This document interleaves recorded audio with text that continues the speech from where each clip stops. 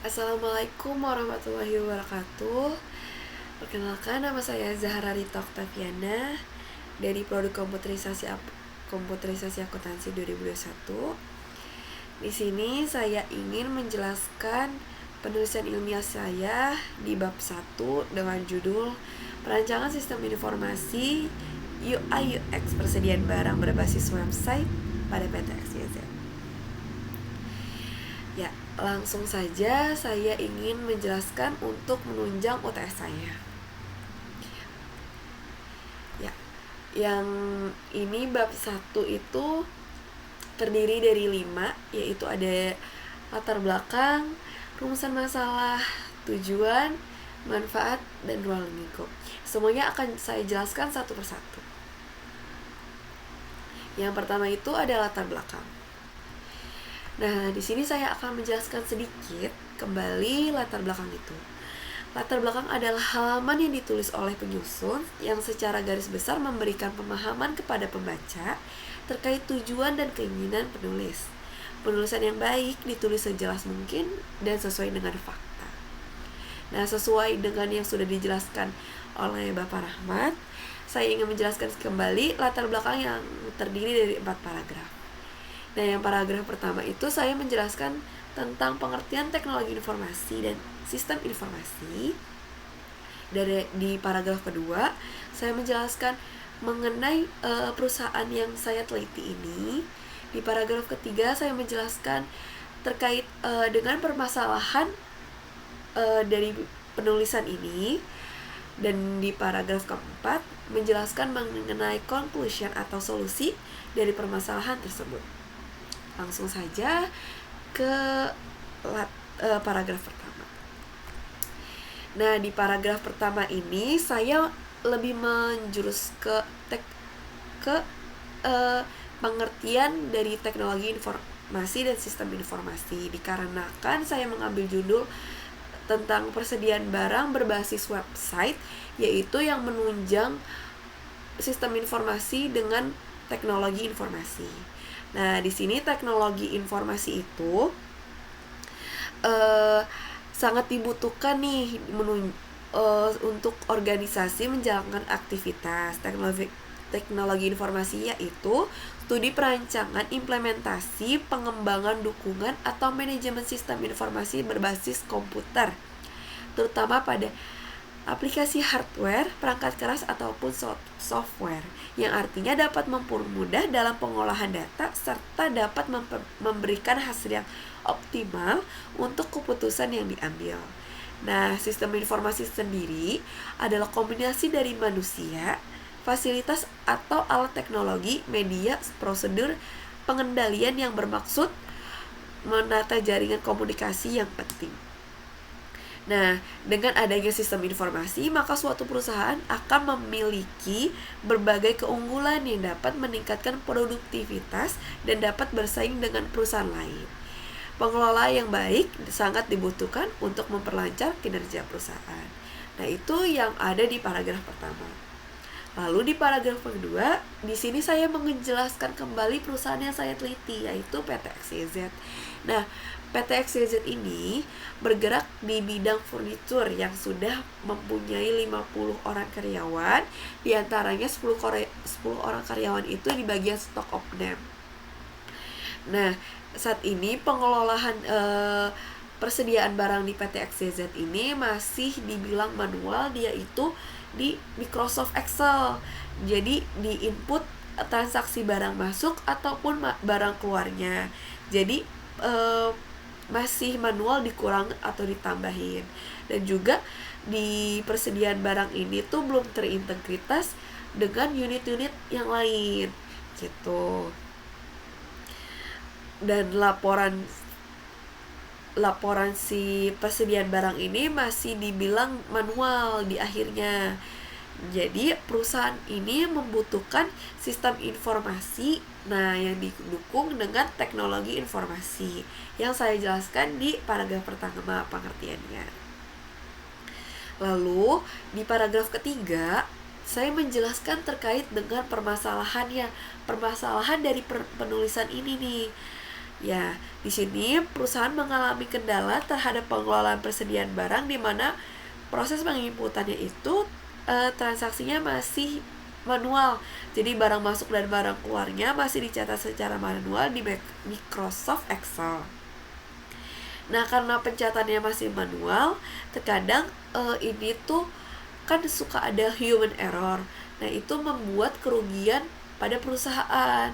Nah, seperti terjadinya selisih pembukuan seperti itu yang mengakibatkan selisih antara stok of name yang ada di gudang dengan stok yang ada di kartu persediaan itu.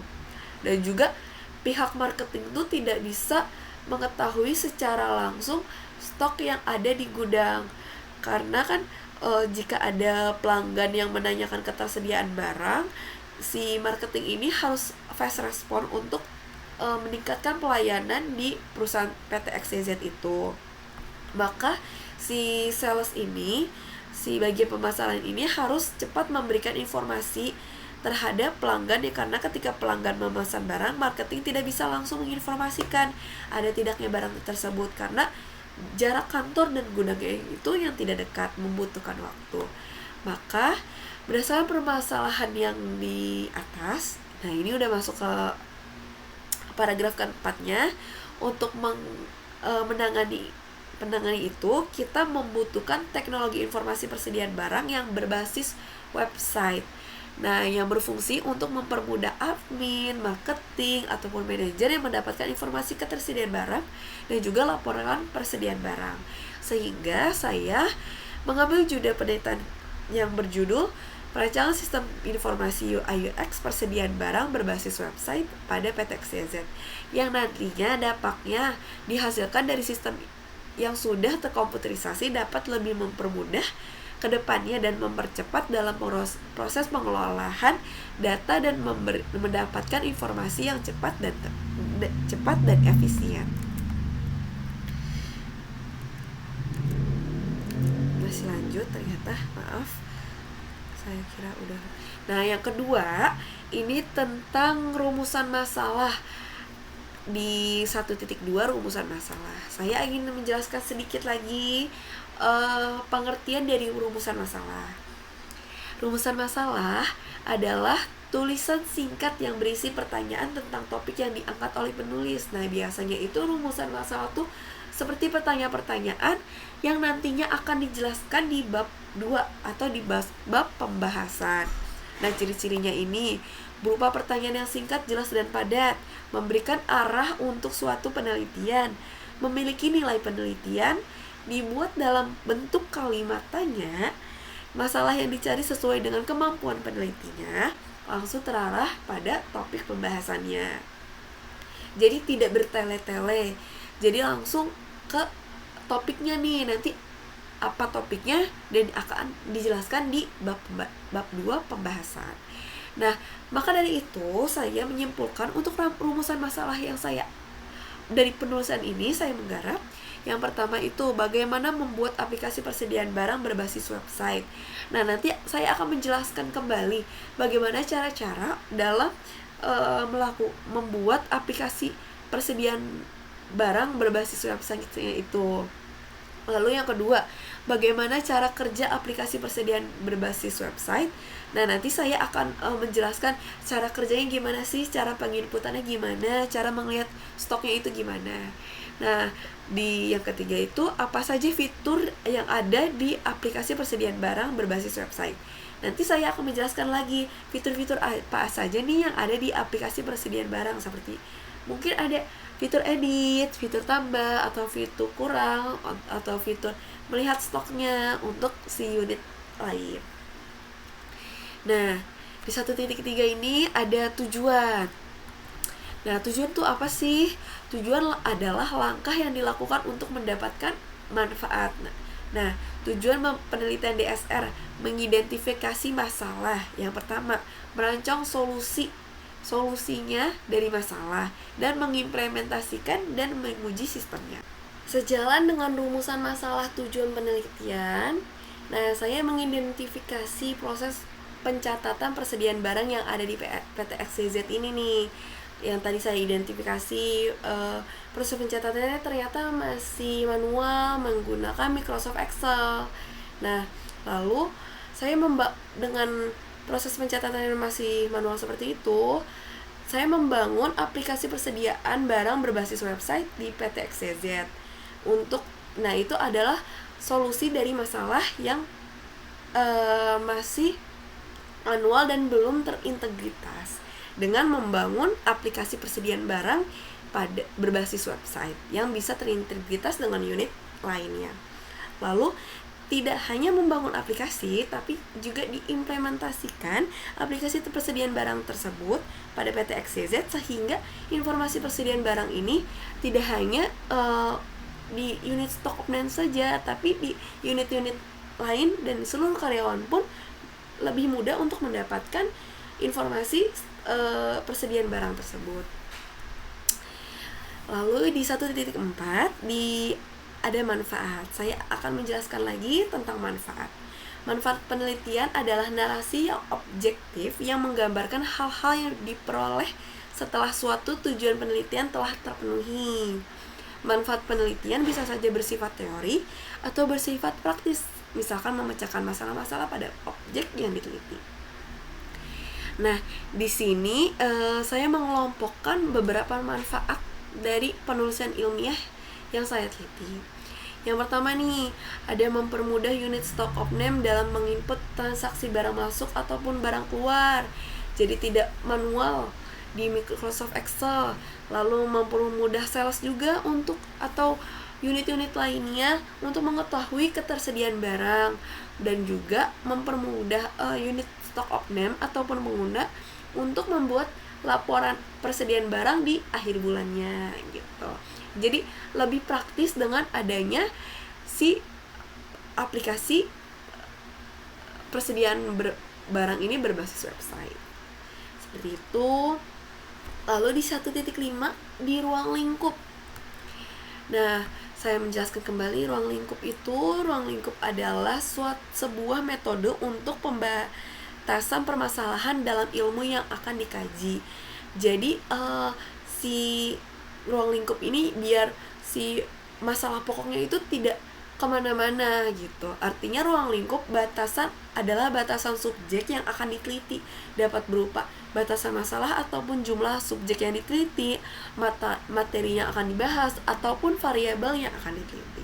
Nah, ruang lingkup agar tidak menyimpang pada pokok permasalahan yang sebenarnya mengenai sistem informasi persediaan barang pada PT XYZ. Nah, penulis atau saya mencurahkan untuk ruang lingkupnya itu, yang pertama, aplikasi ini berjalan dalam sebuah laptop dan dapat diakses menggunakan jaringan internet. Yang kedua, aplikasi ini hanya mencatat barang masuk dan keluar dan laporan ketersediaan barang, tidak menghitung laba ruginya, tidak menghitung penyusutan barangnya. Nah, hanya menghitung barang masuk, barang keluar, laporan ketersediaan saja, tidak menghitung laba rugi dan penyusutan barang. Nah, untuk yang ketiga, aplikasi ini hanya mencatat persediaan barang dagang, tidak mencatat aset. Aset itu bisa seperti peralatan, perlengkapan yang ada di gudang. Jadi hanya mencatat persediaan barang dagang siap jual saja, tidak mencatat perlengkapan seperti komputer, laptop, atau mouse, atau segala peralatan dan lainnya gitu. Hanya mencatat persediaan barang siap jual di aplikasi berbasis website tersebut. Lalu di aplikasi tersebut, hak aksesnya itu tidak dibatasi. Seluruh karyawan dapat mengakses aplikasi tersebut yang berbasis website, tetapi hanya dapat melihat ketersediaan barangnya. Di unit-unit lain tuh cuma dapat melihat ketersediaan barangnya, stoknya ada segini gitu.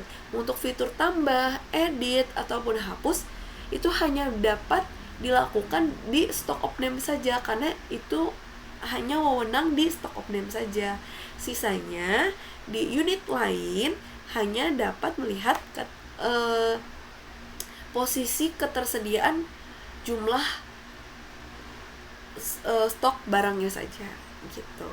Sisanya itu wewenang dari staf oknum yang dapat mengeditnya. Dah, sekian dari saya. Mohon maaf jika banyak kesalahan, kekurangan, ataupun kesalahan-kesalahan kata yang barusan saya ucapkan. Semoga dari penulisan ilmiah ini berguna untuk teman-teman semuanya atau siapapun itu, dan juga mendapatkan hasil yang terbaik untuk UTS saya. Mohon maaf jika ada kesalahan. Sekali lagi, wassalamualaikum warahmatullahi wabarakatuh.